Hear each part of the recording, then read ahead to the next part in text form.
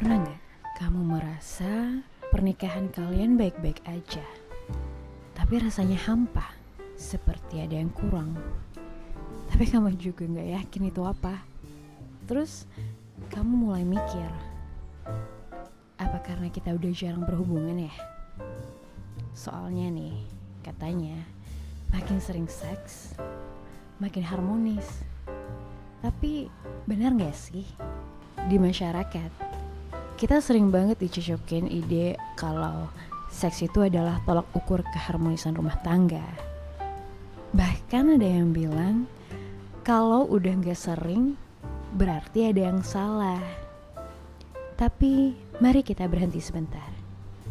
Karena mungkin pertanyaannya bukan cuma soal berapa kali, tapi kenapa dan bagaimana kita melakukannya. Dan yang lebih penting, apa kita benar-benar terhubung atau cuma sekedar rutinitas?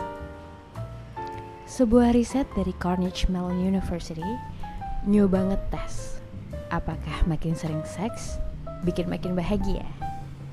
Hasilnya justru sebaliknya. Pasangan yang diminta untuk lebih sering berhubungan malah merasa kebahagiaannya menurun. Kok bisa? Karena seks yang dipaksa atau dilakukan cuma karena harus bisa bikin stres dan tertekan. Lalu, ada juga nih studi dari Society for Personality and Social Psychology yang bilang pasangan paling bahagia itu cukup berhubungan sekali seminggu, nggak harus tiap hari. Dan ternyata bukan frekuensinya yang penting, tapi rasa terkoneksi dan apakah kita merasa dipahami. Dan ternyata bukan frekuensinya yang penting, tapi rasa terkoneksi dan apakah kita merasa dipahami. Studi lain juga nemuin bahwa komunikasi soal seks itu jauh lebih menentukan kepuasan dalam hubungan. Ketika kita bisa ngomongin keinginan, kegelisahan, dan harapan, keintiman itu tumbuh. Jadi, bukan banyak-banyakan, tapi dalam-dalaman. Cerita ini datang dari Nick dan Lily, dua orang yang udah lama berpisah sejak 1982. Tapi di usia 64 tahun, mereka balik lagi.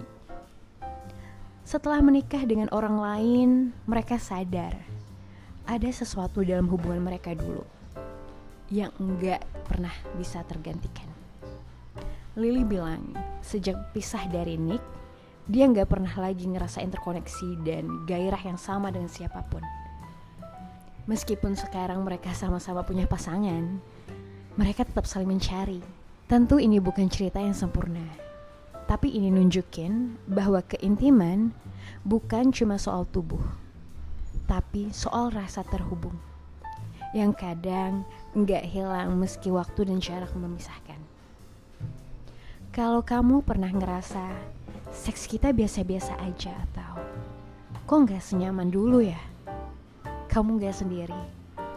Dan mungkin ini saatnya berhenti mikirin soal berapa kali dan mulai fokus ke kenapa kita melakukannya.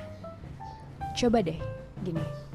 Pertama, ngobrol dari hati ke hati. Bukan cuma soal teknik, tapi juga perasaan. Apa yang kamu suka? Apa yang bikin kamu nyaman?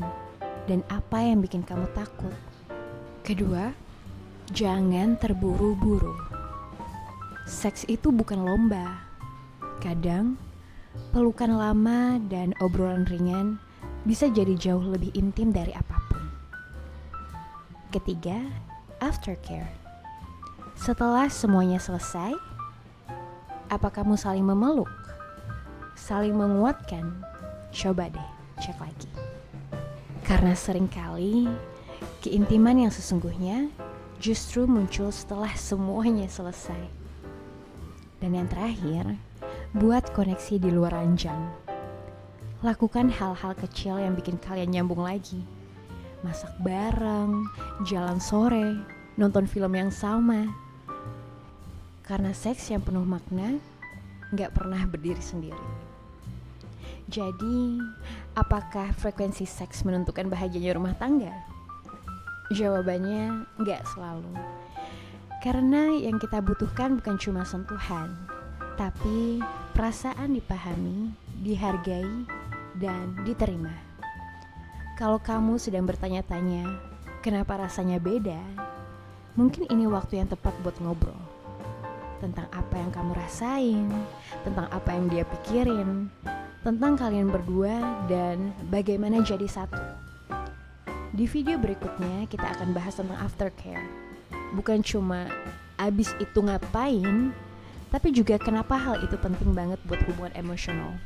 Kalau kamu merasa relate dengan apa yang sudah disampaikan, jangan lupa subscribe. Karena belajar mencintai juga butuh ruang dan waktu.